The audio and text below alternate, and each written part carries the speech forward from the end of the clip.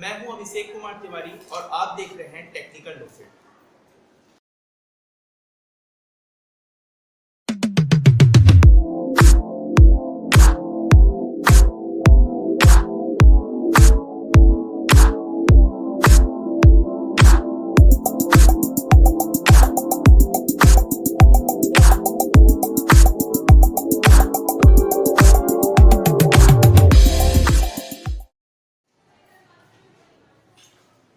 देखिए, हम लोग अभी तक फॉर लूप के बारे में बात कर रहे हैं और इसके बारे में हम काफ़ी कुछ पढ़ चुके हैं, लेकिन कुछ ऐसी चीज़ें जो फॉर लूप में जो कि थोड़ी अलग बनाती है उसे, एक होता है कि जब हम फॉर लूप में एक साथ 2 या 3 वेरिएबल का यूज़ कर सकते हैं।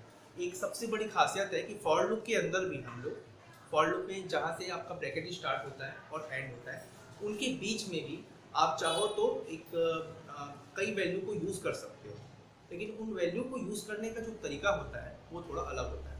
आज के इस वीडियो में हम देखते हैं कि फॉर लूप के जो इनिशियलाइजेशन के जो पार्ट्स हैं, अलग अलग जो पार्ट्स डिवाइडेड हैं उसके, उस पार्ट को हम समझते हैं कि कैसे उसमें मल्टी वैल्यू को यूज़ किया जा सकता है। ठीक है, एकदम सिंपल सा है टेक्निक। यहाँ पर फॉर लूप लगा, ठीक है, यहाँ से कोष्टक जो ब्रैकेट यूज़ करते हैं ये यूज़ किए, ठीक है। यहाँ पर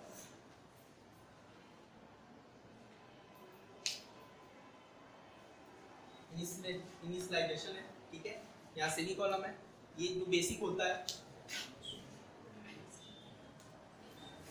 यहाँ कंडीशन है, यहाँ अपडेशन है, ठीक है, यहाँ जो भी स्टेटमेंट है, ठीक है।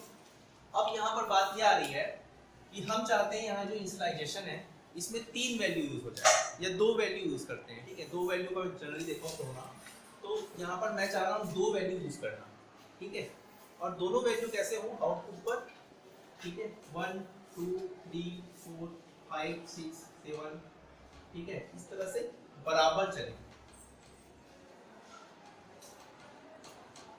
बराबर चले। अब हम लोग चाह रहे हैं कि 2 वैल्यू हो जो एक साथ चले, दोनों वैल्यू को हम एक ही फॉर लूप के अंदर इनिशियलाइज भी कर सकते हैं, अपडेट भी कर सकते हैं और कंडीशन से अप्लाई भी कर सकते हैं। तो ये जो टेक्निक है ये एक प्रकार का ट्रिक है, ठीक है। बेसिकली जब आप लोग कोर्स में अपने पढ़ते हो तो ये सब चीज़ें नहीं बताई जाती, आपको बेसिक बता दिया जाएगा कि फॉर लूप कैसे काम करता है, लेकिन ये थोड़ा अलग है। मैं इसे आप लोगों को स्पेशली बता रहा हूँ कि आखिर ये चीज़ भी आप लोग जाने रहो कि कभी देखो कहीं किसी सिस्टम में ऐसा बनते हुए प्रोग्राम, समझ में आ जाए कि इसका यूज इस तरह से होता है, ठीक है। तो इसमें क्या होगा, एक चीज तो आपको पता है ना कि जब भी फॉर लूप लिखा जाता है कि ये 2 सेमी कॉलम लगाना जरूरी है। मतलब यदि आप अंदर में इनिशियलाइजेशन नहीं बनाते हो, कंडीशन नहीं लिखते हो, अपडेशन का कोई चीज नहीं लिखते हो, यानी कि इंक्रीमेंट डिक्रीमेंट यूज नहीं करते हो, तब भी आपको यहाँ पर सेमी कॉलम यूज करना आवश्यक है। अगर ये सेमी कॉलम यूज नहीं करोगे तो ये चलता नहीं है, ठीक है।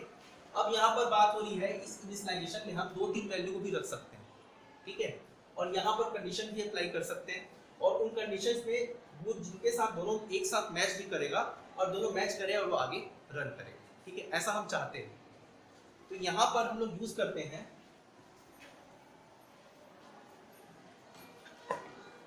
लॉजिकल ऑपरेटर्स की। ये जो एंड है, ठीक है, और ये और का मतलब होता है या, सामान्य भाषा में लोग जानते हैं, मतलब कि पहला कंडीशन राइट होगा या फिर दूसरा कंडीशन राइट होगा, दोनों में से कोई भी एक कंडीशन अगर ट्रू है तो वो आगे रन कर जाएगा, ठीक है, या दोनों ही ट्रू है तो भी रन कर जाएगा, तो वो कहलाता है और कंडीशन। एंड में क्या होता है, दोनों में से सिर्फ एक ही कंडीशन ट्रू होना चाहिए, सिर्फ एक। इसमें क्या है, दोनों अगर ट्रू भी होते हैं तब भी चल जाएगा, दोनों अगर फाल्स होते हैं तब नहीं चलेगा, ठीक है, लेकिन दोनों में से कोई एक अगर ट्रू है तब भी चल जाएगा, या दोनों ट्रू है तब भी चल जाएगा। लेकिन एंड में ऐसा नहीं है, एंड में है कि दोनों में से कोई एक ट्रू होना ही चाहिए, नहीं है तो रन नहीं करेगा, ठीक है। ये मेजर के अंतर है, ठीक है।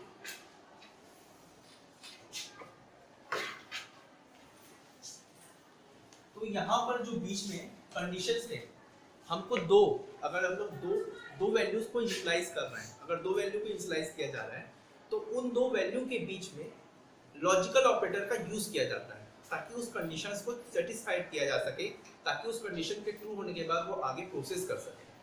ठीक है, तो यहाँ पर हम लोग को उसी लॉजिकल ऑपरेटर का यूज करना है। और अपडेशन जो होगा उसमें अगर दो वैल्यू है तो दोनों वैल्यू को जैसे हम अपडेट करते हैं बाकी टाइम में इंक्रीमेंट के लिए, वही यूज करना है सेम टू सेम। ठीक है,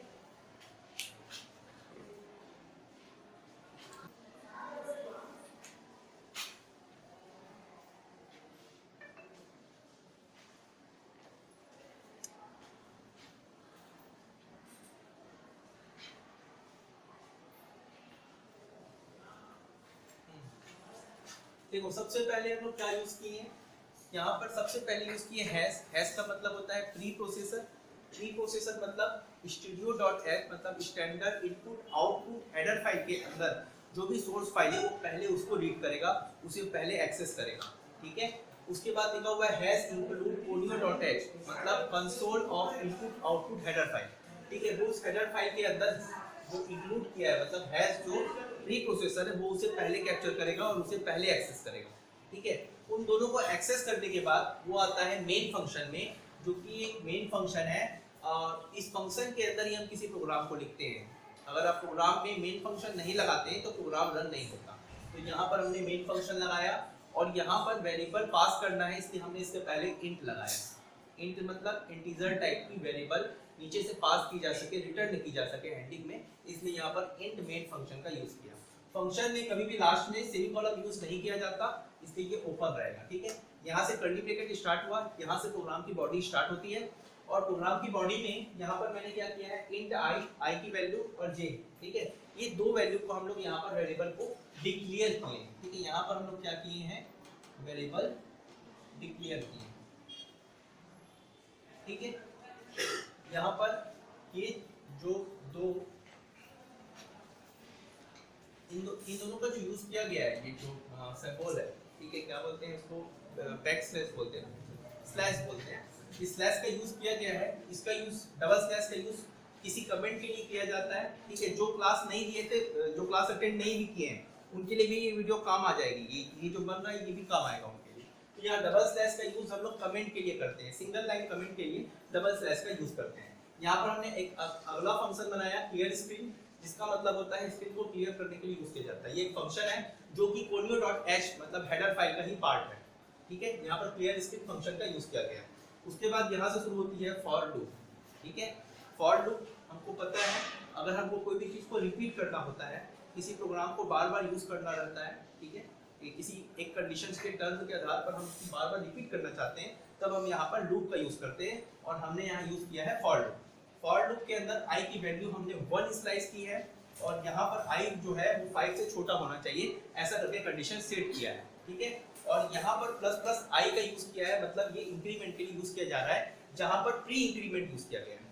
ठीक है, प्री फिक्स इंक्रीमेंट मतलब जिस भी ऑपरेंड के सामने अगर कोई वैल्यू के स्थान पर सिंबल रख दी जाती है तो उसको हम बोलते हैं प्रीफिक्स, मतलब पहले। ठीक है, तो ये प्रीफिक्स यूज किया गया है यहाँ पर इंक्रीमेंट में। और उसके बाद हमने फिर से बॉडी स्टार्ट हुई इस फॉर लूप की, और इस फॉर लूप के बॉडी के अंदर हमने फिर से एक फॉर लूप बनाया जहाँ पर j की वैल्यू 1 इनिशियलाइज की गई है। ठीक है, यहाँ पर दो वैल्यू ली गई है, एक i और एक दूसरा j। j में हमने 1 इनिशियलाइज किया और जो यहाँ पर j लिखा हुआ है, j को फिर यहाँ चेक किया गया i के हिसाब से, मतलब i की वैल्यू जैसी बढ़ेगी, जितनी बढ़ेगी उसके आधार पर ये यहाँ पर कंडीशन चेक करेगा और उसके हिसाब से फिर यहाँ पर इंक्रीमेंट होगा बाद में। ठीक है, ये स्टेटमेंट चलने के बाद अब यहाँ पर printf फंक्शन बना हुआ है। printf फंक्शन का यूज हम लोग डिस्प्ले कराने के लिए यूज करते हैं। ठीक है, यहाँ पर दो प्रकार के फंक्शन का यूज होता है जो कि आपका standard input output header file से लिया जाता है। ठीक है, वो दो फंक्शन क्या क्या होते हैं, एक होता है printf फॉर डिस्प्ले और एक होता है आपका scanf फॉर इनपुट। ठीक है, गेटिंग, किसी भी वैल्यू को गेट करने के लिए, प्राप्त करने के लिए हम scanf फंक्शन का यूज करते हैं, जैसे कि यहाँ पर scanf का यूज नहीं हुआ है। ठीक है, तो printf में हमने स्ट्रिंग बताया, डबल कोट का यूज किया यहाँ पर। डबल कोट मतलब कि स्ट्रिंग टाइप का है ताकि ये वैल्यू यहाँ पर शो हो सके, इसलिए हमने यहाँ पर डबल कोट यूज किया। जब भी हमें डिस्प्ले में कोई चीज को दिखाना होता है, शो करवाना होता है, तब हम वहाँ पर डबल कोट का यूज करते हैं ताकि वो चीज स्क्रीन पर सीधी सीधी दिखाई दे।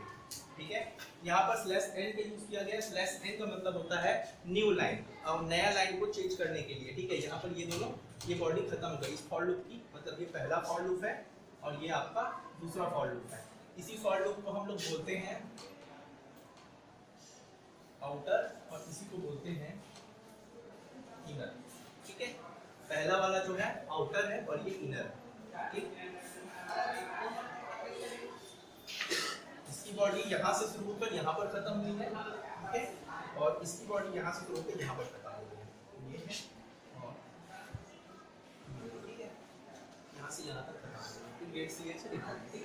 अब देखो इसमें हम लोग ड्राई रन करके देखते हैं कोई वैल्यू। ठीक है, तो इस प्रोग्राम को रन करके देखते हैं कि कैसा आएगा। ठीक है,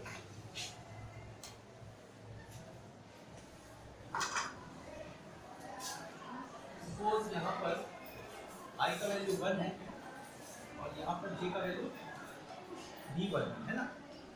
ये i की वैल्यू 1 है स्लाइस की, j की वैल्यू 1 स्लाइस की। ठीक है, अभी काम कैसे कर रहे हैं इसको देखते हैं हम लोग। फॉर लूप पे पहले अब आप लोग बताते जाना यहाँ पर क्या क्या होगा। ठीक है, मैं उसके हिसाब से लिखते जाऊँ। i की वैल्यू अभी क्या है, i की वैल्यू यहाँ चेक की गई, अभी क्या है 1 है कि कुछ और है 1 है। और ये क्या हुआ, ट्रू हुआ कि फॉल्स, ट्रू हुआ। जब ये ट्रू होगा तो कहाँ जाएगा, नीचे जाएगा। अब फॉर लूप में आया, अब j की वैल्यू क्या है 1 है, j की वैल्यू यहाँ पर क्या है 1 है और i की वैल्यू क्या है, ट्रू हुआ कि फॉल्स हुआ, क्योंकि यहाँ पर इक्वल का भी यूज किया गया है, सिंगल इक्वल का। तो ये ट्रू हुआ, ट्रू हुआ तो क्या होगा, ये एस्ट्रिक प्रिंट होगा। ठीक है, डिस्प्ले कर देते हैं यहाँ पर, ये एस्ट्रिक प्रिंट होगा यहाँ पर। ठीक, इसके बाद क्या होगा, इसके बाद क्या होगा, ऊपर कहाँ जाएगा, अपडेशन में। j की वैल्यू क्या हो गई, अपडेट हुई तो कितनी हुई 2 हुई।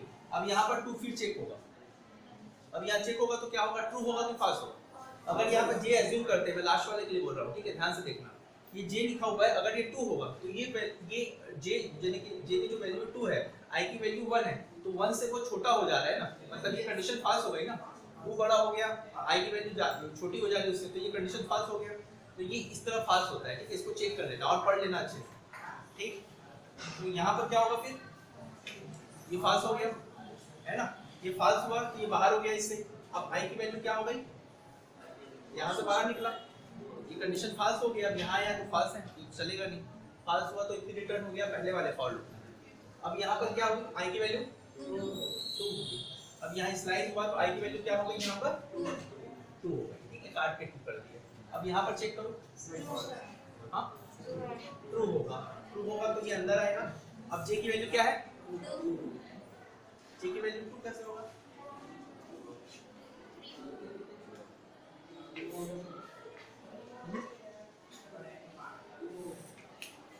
j की वैल्यू क्या हो गया बताओ करण।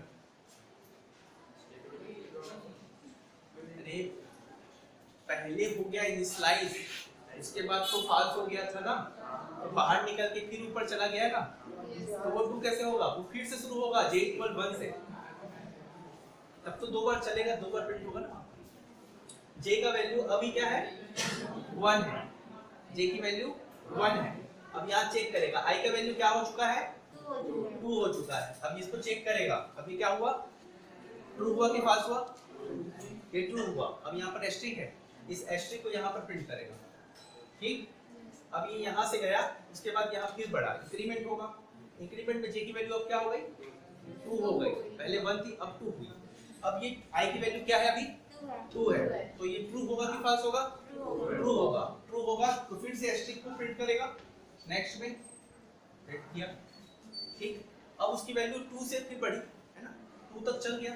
अब 2 के बाद में फिर ये यहाँ पहुंचेगा, फिर इंक्रीमेंट होगा। अब क्या हो गया उसका वैल्यू j का 3 हो गया, यहाँ चेक करेगा फॉल्स हो गया, बाहर निकल गया। अब i की वैल्यू क्या हो गई, प्लस प्लस हो गई। अब i की वैल्यू क्या है 3 हो गई। ठीक है, आप भी बोलो, होने से कुछ नहीं होगा, बोलो इधर तरफ, आंसर बताओ क्या क्या होगा। ठीक है, i की वैल्यू अब क्या हो गई 3 हो गई। अब यहाँ i की वैल्यू को हम लोग काट के 3 कर देते हैं। ठीक है, j की वैल्यू 1 के बाद में 2 हो चुकी है ना, हो चुकी 2 वाला चल चुका, अब 3 हो गई। अब i की वैल्यू यहाँ पर क्या हो गई 3 हो गई। अब 3 को चेक करेगा यहाँ से 5 से, सही होगा है ना। अब यहाँ पर क्या होगा कि फिर 3 बार चलेगा, 3 बार ही चलेगा, है ना। पहले 3 बार, फिर 2, फिर 1, उसके बाद 4 बार में चलेगा नहीं, बाहर निकल जाएगा। तो यहाँ पर ये फिर से 3 बार चलेगा, यहाँ पर ऐसा करके 1 2 3।